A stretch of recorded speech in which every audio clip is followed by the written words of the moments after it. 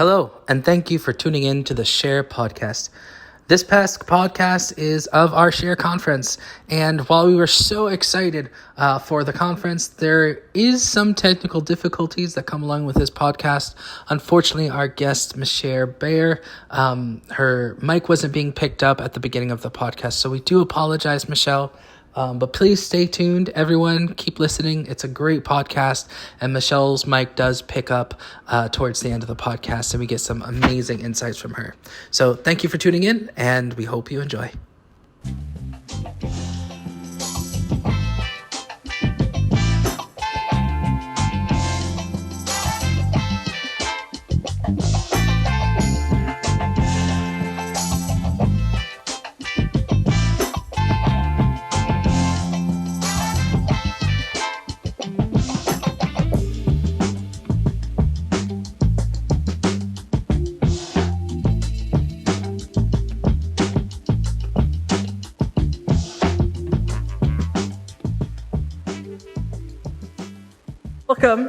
Welcome to the S.H.A.R.E podcast, where we talk about sex, relationships, and culture. We're your hosts, Carl and... My name is Cassia. And Cassia. And we are part of the Atwell Center in downtown Hamilton and Halton. We're so excited to be here with you guys today. For you all watching on the inter of nets, I don't know if I'm supposed to look at this camera or this camera or this camera. Hi, everybody. We're coming to you live from our inaugural S.H.A.R.E conference here at Compass Point Bible Church. Compass Point people could just give a big clap and hoot and holler so they know that people are actually here. Yeah. So we're so excited for our inaugural conference, and this month is Mental Health Awareness Month. And so we're not going to skip over that. We're actually going to talk about mental health, talk about the importance of it and how it correlates to sex, relationships, and culture. And so on this couch right here, our guests are Cassia, of course, who is the assistant to the S.H.A.R.E program and a big reason why the podcast even got off the ground. So Cassia, so share a little bit about yourself. Hi, my name is Cassia. I went to Mohawk College for child and youth work, and I'm currently working at the homeless shelter downtown for teenagers and with the school board as an educational assistant. Awesome. And next to Cassia, we have Michelle, who's a previous S.H.A.R.E coordinator and big vision caster for the S.H.A.R.E program. In fact, the conference predates myself, and previous coordinators had always dreamed about this happening. And so, Michelle, thank you for that and for all the foundational work that you've done. And last but definitely not least, Amber. She is the co-creator of the latest edition of the S.H.A.R.E Handbook and medical advisor for the S.H.A.R.E program. Could you please tell the people a little bit about yourself, Amber? Yeah, hi, I'm Amber. I am just finishing medical school, so I have my final exam in 3 days. And then I'm going to be entering family medicine residency in the Kitchener-Waterloo region. Before that, I did biomedical science at the University of Guelph. So yeah, just really happy to be here. I've been working with Carl for about 1.5 years, kind of bringing a bit of a medical perspective into the S.H.A.R.E program curriculum and the sexual health education that we deliver to high school age students. Yeah, so thank you so much. Every single one of you have been literally instrumental to the program and a big reason of why we're even here. So thank you for that. I am so excited to talk about specifically this topic, mental health awareness, for the month of May, because I think it's something that is a lot of times overlooked, especially when it comes to sexuality, how we talk about sexuality, how we deal with relationships. I've read somewhere the way that you think about yourself is kind of dictates your behaviors or something like that. I read it somewhere, I think in some book, paraphrasing at some point. But I want to because each of you bring a very unique perspective. From a medical perspective, why is it important that we have conversations around mental health and sexuality relationships, but specifically from a medical perspective? Yeah, I think my thoughts are very similar to Michelle, what you said about how we are whole people. And I think our physical health has an impact on our mental health has an impact on our physical health. So I think if we don't talk about every facet of what it means to be human, we're going to miss things. And we might have a different explanation than what's truly happening. So as well, your physical health affects your ability to show up in a sexual way, whether it's increased or decreased. So I think to negate the body is an error that many generations have made in the past, especially in the church, and the kind of really focusing on the spiritual, maybe even psychological pieces, but forgetting that we actually are embodied creatures and God created us to be embodied. And even in the new heaven and the new earth, we will be embodied again. So I think to kind of wrap that thought up, we can't ignore the body that we have, because it affects every other facet of what it means to be human: mental health, sexual health, all the rest. And I want to push on that a little bit more, because a lot of times when mental health comes up, there's, and all of you feel free to jump in, but there's like diet, exercise, medications. Like, how does that play into, how does that have a part to play in all of this as well? Yeah, it's a good question. So there's lots of research around this topic now. It's like a kind of booming area of study, is the study of mental health. Yeah, I think that there's definitely spiritual components. Like, you can have a very spiritually driven period of depressive symptoms. And if you get prayer and you address the underlying problem in your spiritual life, then your symptoms will resolve. But then there's also these other things that it could be attributed to. Your thyroid isn't functioning the way it should. Your neurochemicals in your brain aren't actually in balance.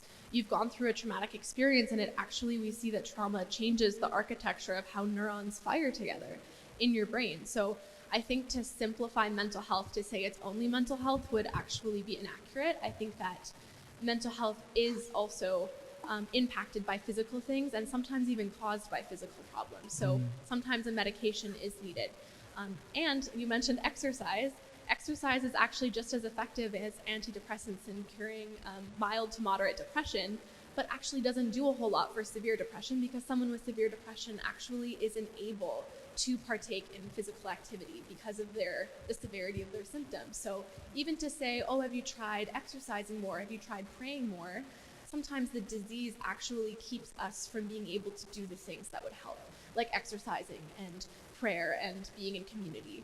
If your disease is preventing you from reaching the cure, or what would be helpful, I think that's when a medical perspective can really help, whether it's through psychiatric medications, or even investigating other physical problems like your thyroid, and if you have anemia, or these other things that could be similar to a depression, but maybe is actually caused by some other underlying medical thing. So definitely can't ignore the body's role in mental health and maintaining it. That was great.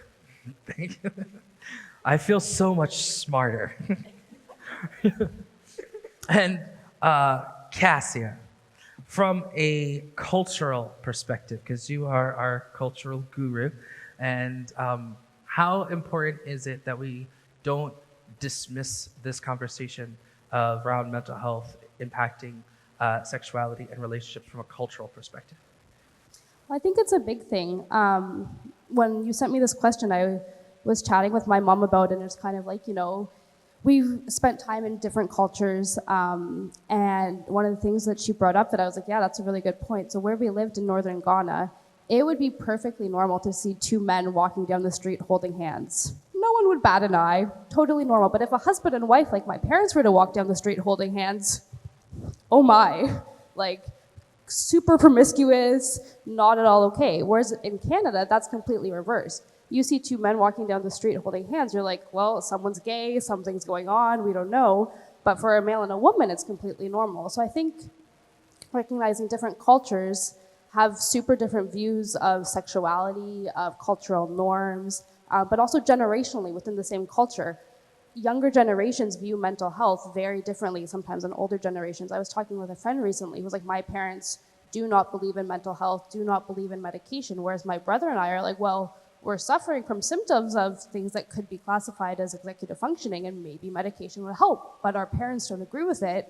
So what do we do? So I think it's huge to remember different cultures may require different approaches, and also may have different ideas of what is or isn't a problem. Something that one culture sees as a problem may not be seen as a problem somewhere else.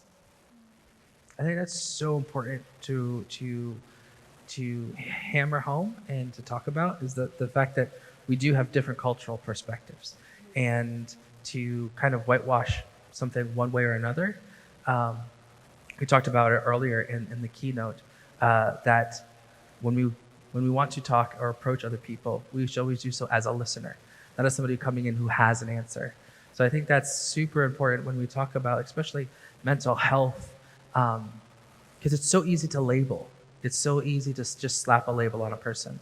I was talking to a friend of mine who, when we were in school, I just turned like 39 not too long ago, so now I'm like, school, 20 years ago. My gosh. But when we were in school, she was labeled as just a bad girl. You didn't hang around with her. She was promiscuous. She was into drugs, sex, rock and roll, all that stuff. And she was just labeled, not only by her peers, but by adults. It was like, oh, that's a bad kid. That's just a bad kid. Come to find out later, 20 years later, she was suffering from undiagnosed bipolar disorder. And what she was going through were manic episodes, where she'd have these manic episodes where her capacities were elevated. And instead of people coming alongside and supporting and asking questions and trying to learn, it was more, oh, well, you're just a bad kid. And it's so incredibly kind of enlightening that today, when we go into when I go into schools and churches and I still talk to people, there's still this propensity to label. There's still this propensity to just, oh, well, this person is this type of person because of their behaviors, instead of looking at possibly some very real underlying conditions. I'm a person who struggles with a disability. That's very obvious. And then because it's a very visible disability, it's easy to be like, oh, Carl fell down. He has a disability. He needs some help up.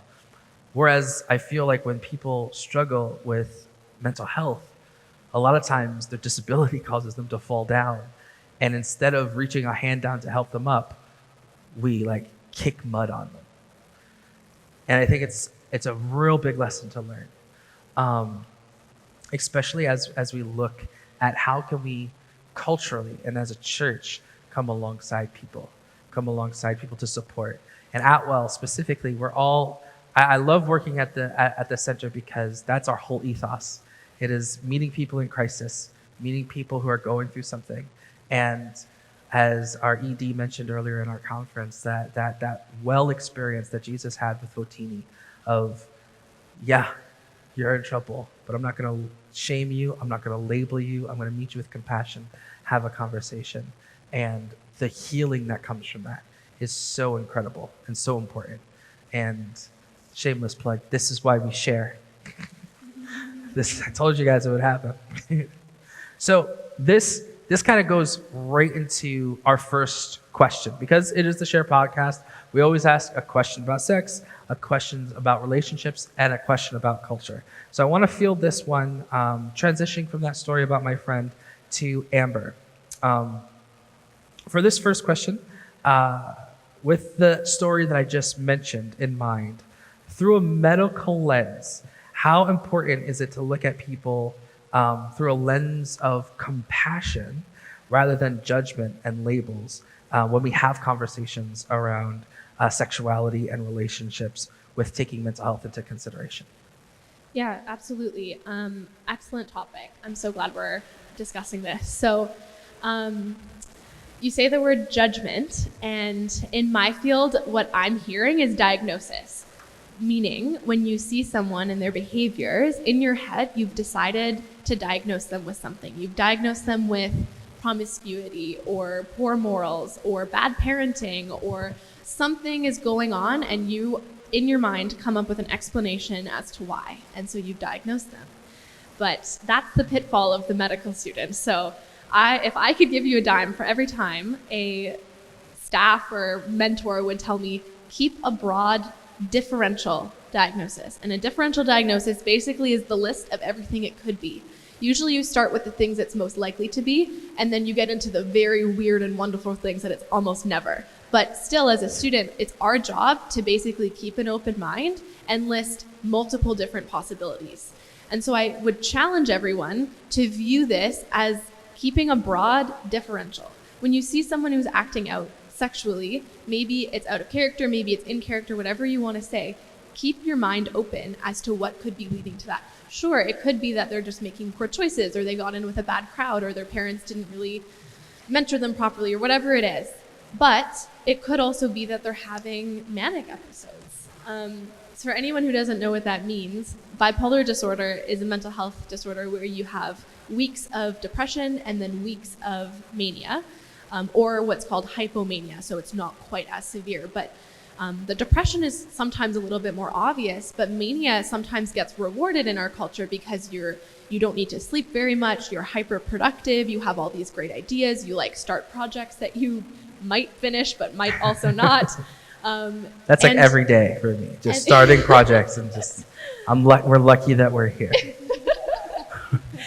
And it comes with increased risk-taking behavior, so gambling, spending money, having sex, not thinking you need to wear as many clothes as maybe you should, all of these behaviors. And so when we see that a friend going through that, is our first instinct going to be to judge or to keep an open mind and keep a broad differential? The same can go for the other direction. So some of the folks in here are married, some of the people listening are probably married or sexually active in one way or another. Do you get curious about when your partner seems to have less interest than normal in sex? Because it can go the other way too, and we can judge people harshly for not wanting to engage sexually. But can we ask a question? What's going on behind that? Maybe they have depression or anxiety or some kind of other mental health piece that's actually making it really difficult for them to engage sexually. And if we approach them with compassion, we might actually have a better chance of getting to the bottom of whatever that is. And I think I would be remiss if I didn't mention the impact of trauma on our sexual health. Previous traumatic experiences, sexual or not, show up in our sex lives because we are embodied and we cannot compartmentalize as well as we like to think we can. And I will say that having a previous traumatic experience as a child, as a young adult, it can both increase or decrease your sexuality. Like you can become hypersexual in the wake of trauma or undersexual. So I think even bearing that in mind and not having any expectations for how someone has to behave or how someone has to heal from going through a really difficult experience like that. So yeah, that's the challenge. Keep an open mind. Broaden your differential, as my staff would often like to say to me. And be willing to ask, is this person suffering? Is this not a problem, but actually a symptom of a deeper problem? So being embodied to me kind of comes in opposition to a worldview where we are this like spiritual soul floating in like a vat of proteins, and the proteins don't really have any influence over us. Our body is just like a case that we live in, and we are separate from it. To be embodied to me means that I am a part of my body and my body is a part of me. When I feel that racing heart sensation, it's my body actually communicating to me that I don't feel safe. When I'm sleeping at night and my neck is tense, it's my body communicating to me that there's something in my day that I have not addressed that needs to be addressed before I can sleep. And so it's actually, to me, it means I'm in constant communication with my body, and I'm letting it be a teacher to me instead of ignoring it or putting demands on it to behave a certain way or feel a certain way. It's just receiving information and communicating it to me. That's its whole job. And it's up to me if I'm going to listen or not. And I'm someone who really wants to listen and wants to be integrated into my physical being, as well as the emotional and the spiritual and all those other really incredible things. Yeah, that makes great sense. I think a really interesting area where this conversation is being had is actually in the realm of chronic pain, where there's not an actual injury going on, and yet you're still feeling the pain. because the pain was there long enough that your brain is used to it. And so your brain's just so sensitive to pain. So let's say you have a knee injury that doesn't get better for a really, really long time. Even if the injury gets fixed eventually, the pain's been there long enough, your brain is just used to feeling the pain, and so will continue to feel that pain, even once the injury is healed. So it even just goes to show our brains are not isolated from our bodies. They're actually, our brains can be fooled, our bodies can be fooled, but they're just doing their best to communicate to each other in order to keep you safe and keep you alive and keep you well. And it's not a perfect system, but to ignore one at the expense of the other will just, we'll miss the full picture of what it means to be healthy. And I think that's so important, especially like when we're talking about, as we go in, like with the S.H.A.R.E program, we go and we talk about specifically the intrinsic value and worth of each individual, right? And I like what you just said about the fact that you feel like your knee has healed, but that pain is still there. So that also correlates to also what you mentioned earlier, trauma that we have when we're younger. And when there's not that healing of that wounding that happens, I feel like our souls can suffer. And then we carry that pain with us. And spiritually, even, it can manifest as some of these other things. Not all the time. We don't want to label that because there's like literal clinical depression and things like that. But when we want to talk about someone's value, we want to talk about a person and their intrinsic worth, it leans into that like they are worth that healing process as well, which is so important.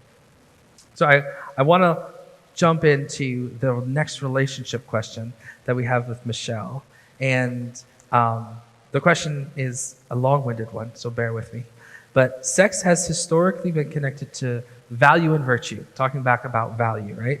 For men and masculine-identified folks, some harmful society lessons encourage viewing sex as a conquest. On the other hand, women are often taught that their sexuality is something to be hidden and protected, and limiting themselves sexually ultimately adds to their value. Like this is like a very, especially in the church, a narrative that is perpetuated.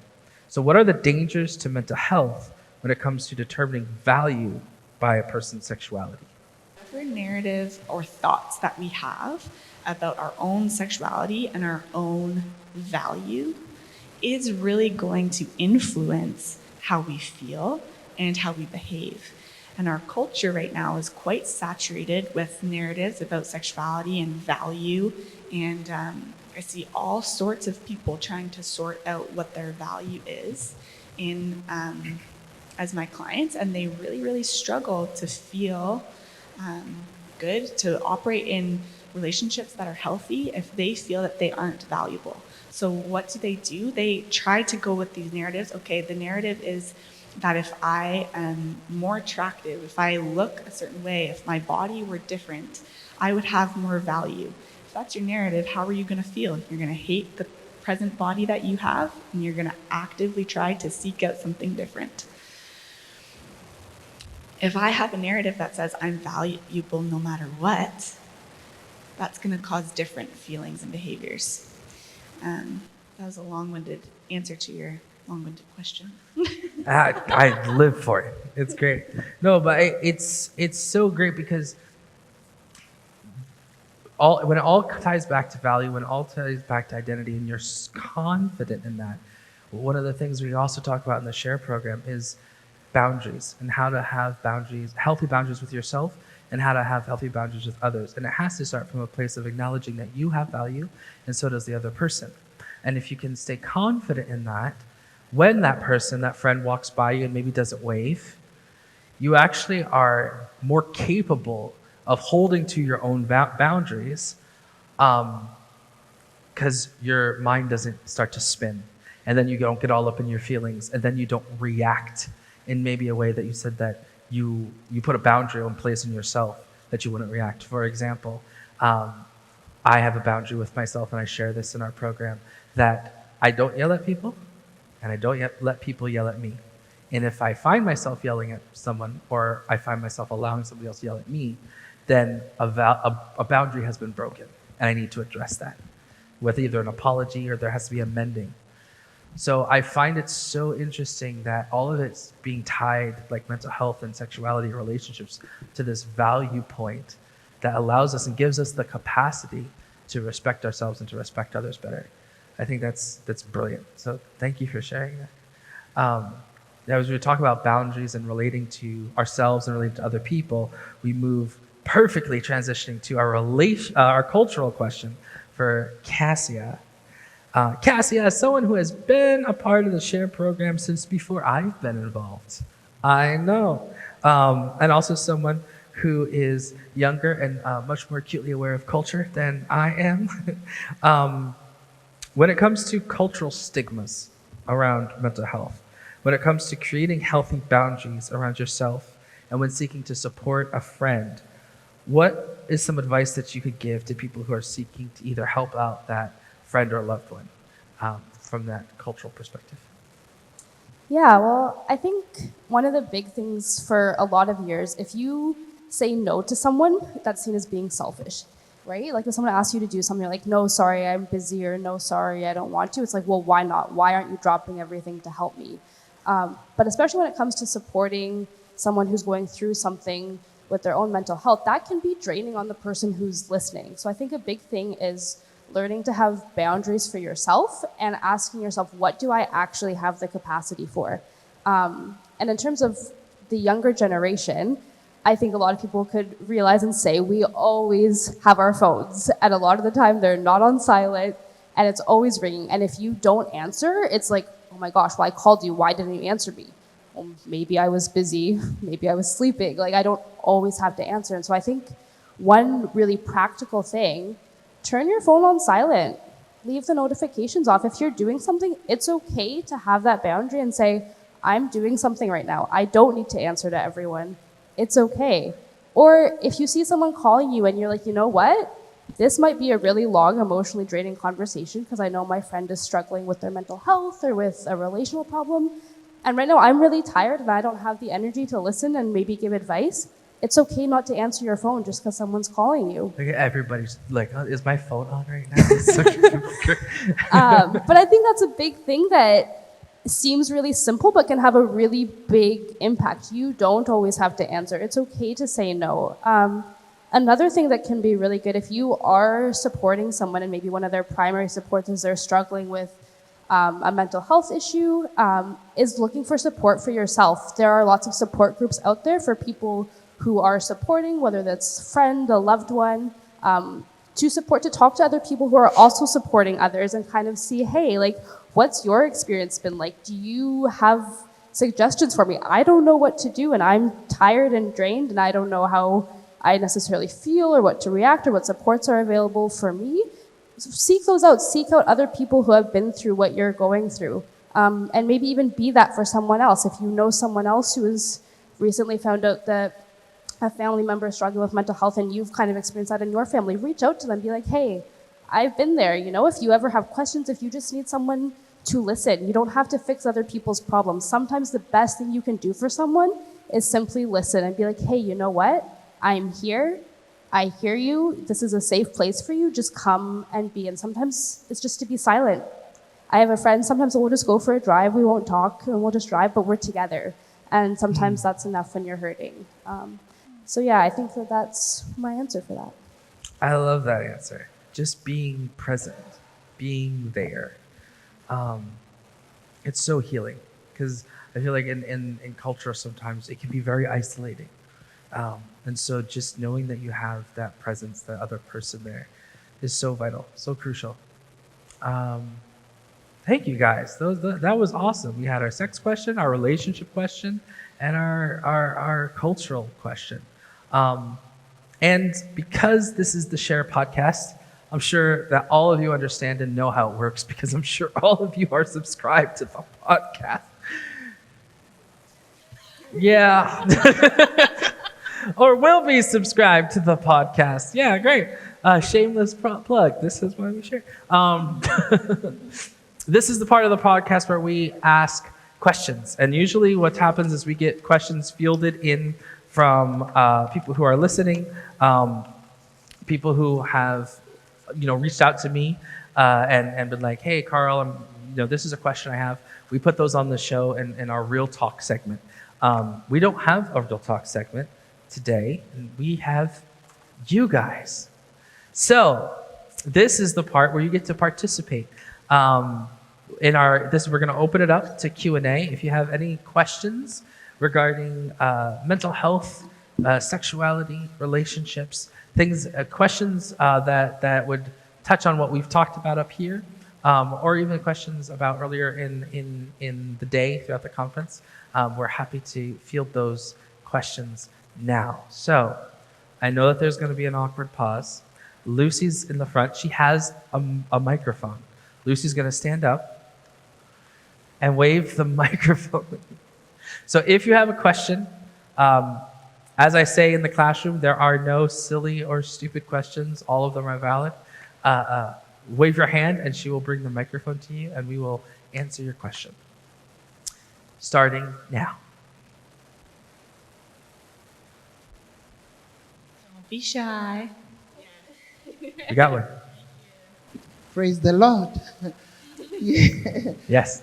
How do you counsel somebody who has come to you for advice and yet he doesn't want to share actually what he has gone through, and yet he has come to you that's help her? Apart from praying with her or him, what do you do? That's a great question. And let me know if I get this right. How do you if somebody comes to you for advice and they don't want to share, but they're looking for some support, how do you support them? Is that basically? Yeah. Anybody on the couch? What do you think? Well, I think, like you mentioned, one thing you can do is pray, right? If they're open to it, because we don't need to know the specifics, but the Lord does. He knows what they're going through. He knows what you're going through, and you can still come before Him. Another thing you could do is say, hey, could you give me a general idea, and maybe I can help point you in the direction of other supports. If it's someone you know, they may not be comfortable telling you the whole situation, but maybe talking to someone who they don't know will be better. So if they say, it's something to do with sexual abuse, you can say, hey, let me help you find some resources in our community that you could access. There are tons of helplines online, general to Canada, for specific things. So maybe pointing them, or even just saying, you know what, I'm here. If you just need somewhere to come, even if you don't want to talk about it, that's okay. Do you want me to talk about something else? Do you just need a break? Do you want to sit in silence and maybe just see if there's anything you want to share? So I think just letting them know that you're there, offering support, and realizing I don't have to be the one to fix the problem. And if there's someone better equipped or someone who they're more comfortable with, let me share this, right? We're all here to help each other. You don't necessarily have to be the one to help it, but them coming to you is already a huge step, and you listening and being there, I'm sure will mean the world to that person. Yeah, I think that's a great question and tells me that you're doing something right in your life to create a safe space that people are wanting to come to you with something as raw and painful that they can't yet get into the details, but they're wanting support. So kudos to you for whatever you're doing to create that environment. I would also say one of the main things I've learned, research has shown that in the counseling process, more than any modality or technique that I can use, the biggest thing that makes a difference is what we call rapport, which is basically just the relationship that I can build with that person.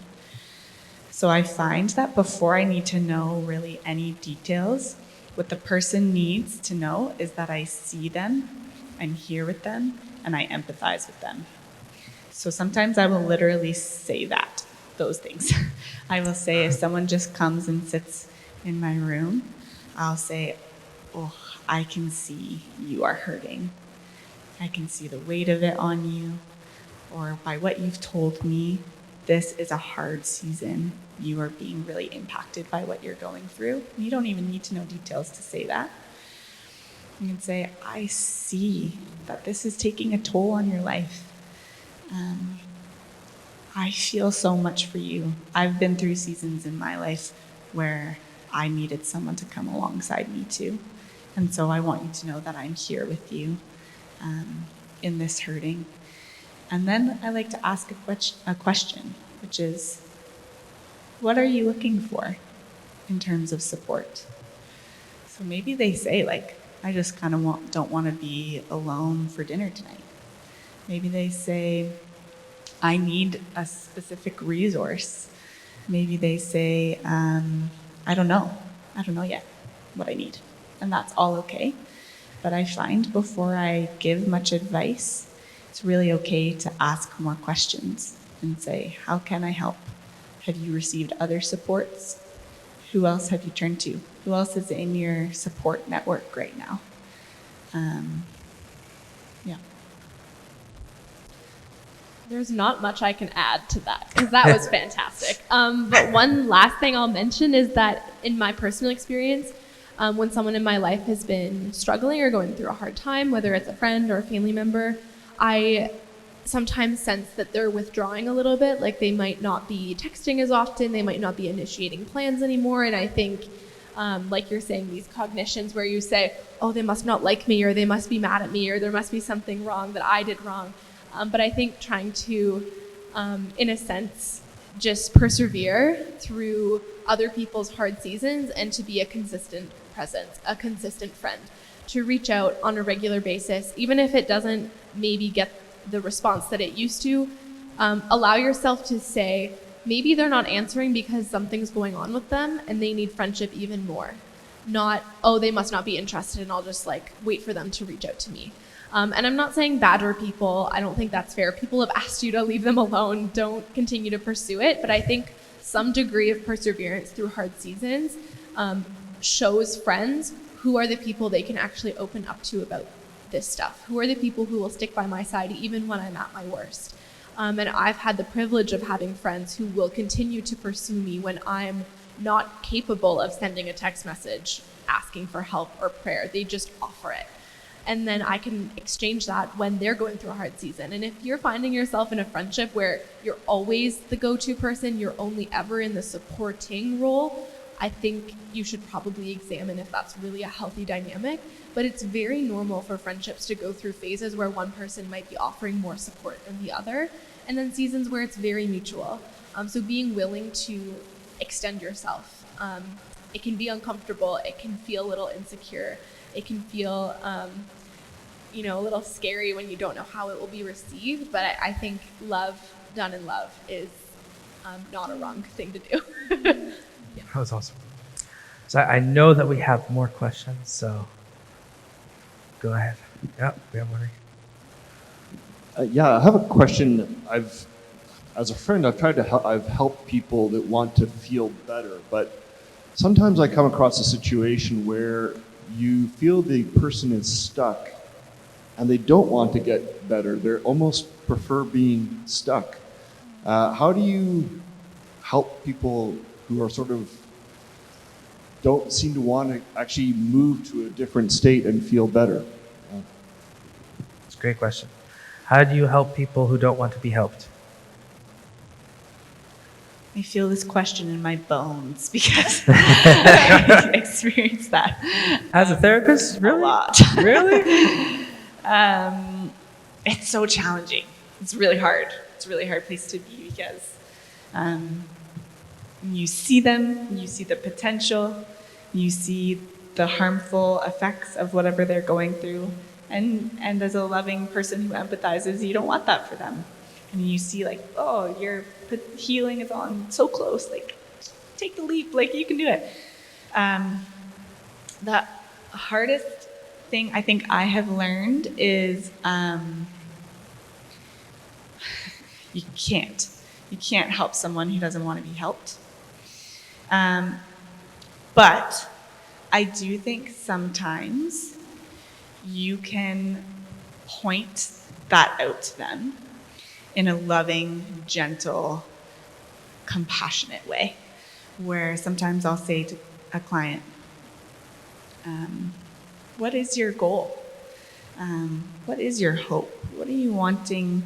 And you can get specific about that or you can keep it general, but sometimes you can say, where are you wanting to be in 5 years? Where are you wanting this relationship to go? What are you wanting this job to look like? How do you want to feel? Kind of trying to identify their goal. Because that necessitates that they take ownership to have a specified goal. And then once that they've identified the goal, if you can say, okay, but they're not taking steps to achieve that goal. You can say, so on one hand, you have this goal, and I see that you want that, and I think it's a good goal. Only say that if you think it's a good goal. But then you can say, but on the other hand, I see this hesitancy to take the steps that I think might be required to meet that goal. And so I'm curious about that hesitancy. What do you think? Is the hesitancy that it's just hard, it's difficult? Are there specific barriers in your way? What is the hesitancy about? But then back to the boundaries thing, I think you can help bring insight into their lack of action by asking those questions. But then the ball is in their court. And unfortunately, I've learned this in my personal life and in my professional life, that sometimes people need to suffer the consequences of their actions to learn. And that sucks. It's so hard to watch people you love suffer. But I think sometimes it is the best teacher. And I think that sometimes as someone who's in a helping role, professionally or personally, I have learned that to love them means to not enable their actions. And so sometimes love does look like letting a person suffer natural consequences of their actions. And that's not saying, I need to love me. That's saying, I also need to love you. And by pulling back, I am doing that. I would also, I love that. And I would also say, from a more like a pastoral perspective, is having discernment. Is this something that I want to fix because I really truly feel it'll be healthier for them? Or is this something I want to fix because it makes me uncomfortable? And having the discernment to know which one is which. Because again, we want to respect each other's boundaries and all of those things. It's super crucial. Yep. Yeah, I think another thing too, for school I did a placement in an inpatient psychiatric unit, and one of the things we would talk about with the kids was there might be something that will help you for a season, but it's for a season. So if it's helping you, if that behavior is serving a purpose, what is it doing and what other behavior might replace it? Because if you just say stop doing a behavior, you're going to turn to something else. So instead of just saying you need to stop doing this, what can you do instead that is still meeting that need in perhaps a way that is actually healthier for you in the season you're in now? And sometimes with CBT and cognitive behavioral therapy, right, there's something that serves that need for a time, which is a stepping stone to something that could be healthier in another season, or another behavior that will serve that need differently depending on the season you're in. So sometimes something may be unhealthy long term, but for a season it's what you need. But then realizing, okay, so we've been doing this, you're kind of now stuck in this place. What could you do or change that will still keep you safe and keep you, going towards this goal that you have, but that's different than what you're doing right now? And it might be something really, really, really small, but it's still a start and still somewhere to go, and just taking those baby steps one by one by one. That's great. I know that we have time for probably one more question, so I want to make sure we get that in.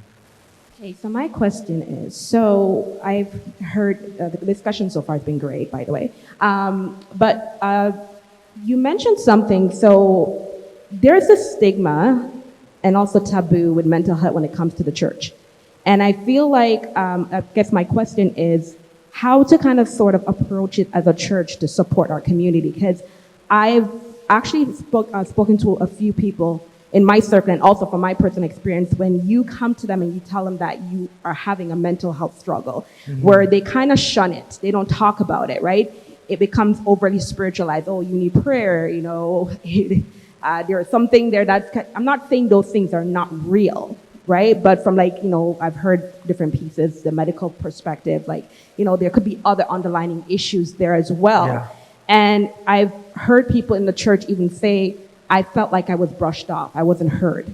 Like what I was feeling was not really heard. And so I guess my question is, how do you approach it as a church so that people feel like, it's not always over spiritual, but, we're meeting them where they're at, because everybody's journey is different. So how I dealt with my issue doesn't mean that's how they're going to deal with it, right? And so coming to them in a sense, we're like, it's all in your head, or we'll pray for you right now. Yes, prayer is great. I'm a big believer in prayer, but there's some times where they just want to be heard, right? I know it might sound like a loaded question, but I think a lot of people are struggling with that right now, where they don't feel comfortable talking about their mental health in church. I agree wholeheartedly. I think within the church, I smile because we get to talk about church people, which is all of us, which is good.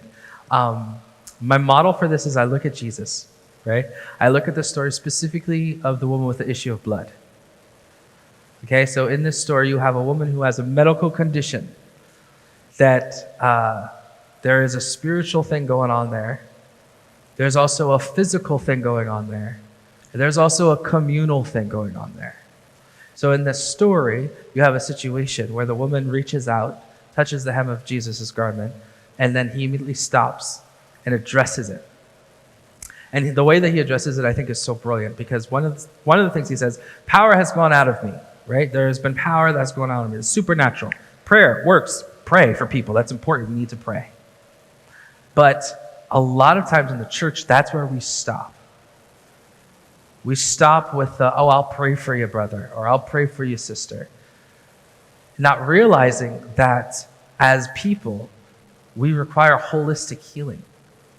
And in the story, Jesus doesn't only address the supernatural, he also addresses the natural. He says, go wash, be clean, do the whole thing. He addresses her physical, what's the word I'm looking for? He addresses her physical state, right? She's been bleeding for a while. She needs to go through a ritual of cleansing for her physical health. But he also reestablishes her to the community as well by calling her daughter and by asking the question. I don't think he does. He could have been silent, but I don't think he's silent. I think his lack of silence is intentional, because in that community in antiquity, for her to be ceremonially unclean means that she was now ostracized from her community. And by him stopping and addressing it, first of all calling her daughter, he addresses it to the people. He brings her back into community. So I think it's really important when we look at issues of mental health and we say, okay, well, how can the church do better? My answer almost always is we can be more like Jesus. We can understand that there is a spiritual component, there is a physical component, and there's a communal component. And if we ignore any of those three, we actually do a disservice to acknowledge the humanity of the person. Does that answer your question? Can I add something to that? Yes. I think another thing is when someone's in crisis, they often don't know what they need. So to say, hey, something's going on, what do you need? I don't know. I've just been hit with a bombshell. My life is in shambles. I don't know what I need. But there's certain basic necessities, right, that we've established that people need, the hierarchy of needs. People need food. Instead of saying, hey, what do you need? Show up at that person's house with a bag of groceries or show up with something to eat. Earlier this year, my family went through something, and we were in the middle of doing some house renos, painting. Someone that we knew showed up in work clothes and said, give me the paintbrush, I'm going to paint because I don't know what to do for you, but I can paint. So I think just looking at the really practical things, instead of just saying, I'll pray for you, hope it gets better, let's be the hands and feet of Jesus. Let's actually show up. Let's take care of those practical things that it doesn't take a degree to know that people need to eat, right? Or to know, hey, you're in the middle of renos, maybe I can help with that, right? Just showing up and being there and doing whatever it is that you have the capacity to do. And if there's certain things that you are gifted in and you enjoy, take advantage of that, right? If there's something that you love to do that would bless someone else, you don't need to ask them if that's what they need. You could just do it and show up. That's great. I'm- Go ahead, and then I will close the podcast. Okay. I'm not sure if this was pertaining to your question, but my experience sometimes in the church is that taking antidepressants specifically seems like a failure, where I know we're talking about this holistically and how do we help people in crisis, but at the end of the day, it is challenging to be a Christian who is diagnosed with depression and to make the decision to go on medication as opposed to just being able to pray it away or get close enough with God that you're not depressed anymore. So let me just clarify. Depression is a disease. It's a syndrome. Depression is not a symptom. Depressed mood is only one symptom of like 10 symptoms that you can have when you have depression. You don't even have to have a depressed mood to be diagnosed with depression. So it's not just feeling sad. If someone's just feeling sad, then some of these like very quick and easy things can absolutely help. But when someone is diagnosed with a disease, we don't often expect them to like withhold themselves from medication or medical attention because Jesus could heal them. Jesus can heal depression. Jesus can heal cancer. Jesus can heal holistically. That doesn't mean that we shouldn't be going to our doctor and taking the medication that we need in order to function well and take care of our bodies and our minds. So I think when I'm speaking with Christians who are grappling with this and trying to decide if that's the right choice for them, I think start where you feel safe. So if what feels manageable to you right now is like you have absolutely no capacity to pray or go to a Bible study or even show up on church, but you could take a pill once a day, start there. Because maybe that will get you enough function to be able to go back into Bible study and get prayed over. I have a friend who had a variety of psychiatric illnesses. He was on medications for 2 years before he was stable enough to even return into community. And once he returned into community, he was prayed over and he was miraculously healed and tapered off most of his medications. But that was a really crucial part of his healing story because it stabilized him and it really did help him. And I think medications can be an absolutely useful tool for a lot of people. Same with going to therapy. Maybe that's the best first option for some people. Maybe it's exercising more. But I think to refrain from judgment and to say, here's an arsenal of things that can be used to help and treat. What do you want to start with? I'm with you when you start it. I'll be with you if you want to stop it or switch it or do whatever you need to do. But if we're not going to ascribe value judgments on someone who's going to treat their cancer in the meantime while they're still praying every day that it would be cured, why would we be ascribing a value statement to someone with depression going to get their medication on a daily basis while also praying? Taking medication doesn't take away from your faith in the healing power of God. So I would encourage all of you guys to just have that open mind. Be aware that there's so many options. Prayer is absolutely magnificent and so useful in mental illness as well as other illnesses, even just to spiritually feel cared for while you're struggling with any kind of illness, mental or otherwise. But there's also these tools, and I don't think that we should feel guilty or less than because we need to take advantage of these really practical tools that can get us through really challenging seasons. Awesome. You have 30 seconds. Okay. Absolutely. I also think it's really vital for every church to have a list of professionals ready to refer people to. So I think it's really dangerous when pastors try to be doctors, when ministry coordinators try to be therapists. It's really important to have professionals that don't go to your church because that gets complicated, who someone knows, someone trusts, who come in and maybe can do a talk in your church, help educate people, but then who you're ready to refer people to. I think it's really important to not say, oh, thank you for telling me your problem. Now you and I are going to work it out. Say, thank you for telling me about your problem. What professional do we go to now? If it's a crisis, right? If they're just going through a hard time, not necessarily, but know your professionals and have a working relationship with them. Mm-hmm. Amen. Well, thank you guys for being up here on the panel. It was awesome. I love that we get to do this. I love that we were able to do this, and thank you all for your questions. If you have more questions, you can reach out to us at the Atwell Center. If you are in a place where you've come into the clinic, I'm so grateful for the fact that in our clinic, for specifically our clients who come in, If they need stabilization counseling, that is something that we're able to offer them.